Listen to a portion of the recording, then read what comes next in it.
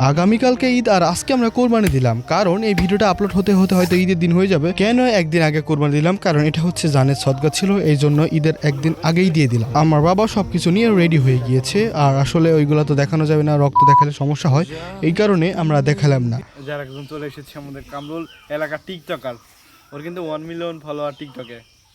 আর আমার তো ইউটিউব বাইরে হারিয়েছে ওয়ানে। ফ্যামিলির সবাই মিলে এসে হাজির হইলাম। আসলে এইটা আমাদের মাংস, মানে এর মাংস আমাদের খাওয়া সম্পূর্ণ নিষেধ। দেখতে পাচ্ছেন আমার বাবা বানাচ্ছে সুন্দর করে।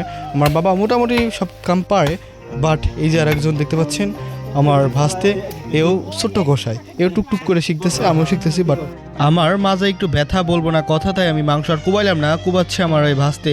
আর দেখেন এই ঠ্যাং ধরে নড়া দিলে এরা থুরাটা নড়ে। আর একটা কথা বলি, নতুন হলে ভাইয়া অবশ্যই সাবস্ক্রাইব করবেন, আপনাদের সাবস্ক্রাইবার আশায় আমি ভিডিও বানাই। বড় ভাই 1 2 3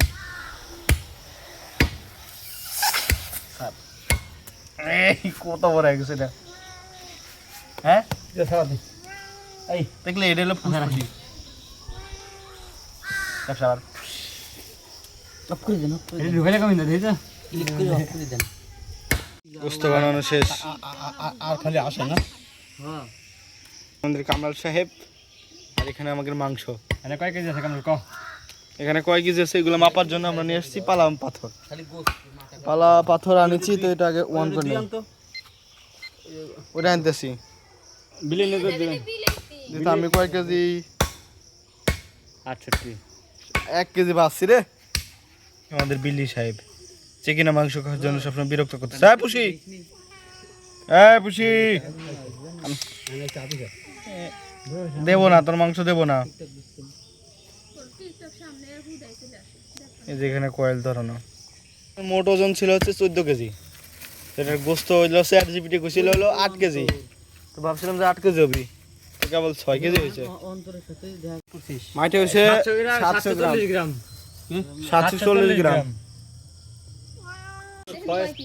6 2 8 কেজি, 8.5 কেজি। বাহ, হ্যাঁ হ্যাঁ, এইবার বসা দেখি কয় কেজি হয় সবগুলা।